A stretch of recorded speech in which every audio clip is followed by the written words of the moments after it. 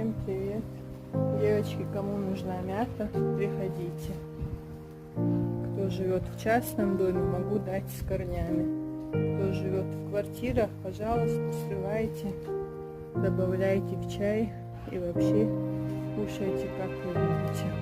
У нас все очень-очень много. РТС, наш дом, шумят, шахадова душа. Вот это перечная мята, по-моему. Есть еще один вид, сейчас покажу. Смотрите, как ее много у нас. А вот тут у нас, по-моему, лимонная мята. Был такой большой круглый шарик, кустик такой. Но, естественно, котики не оставили.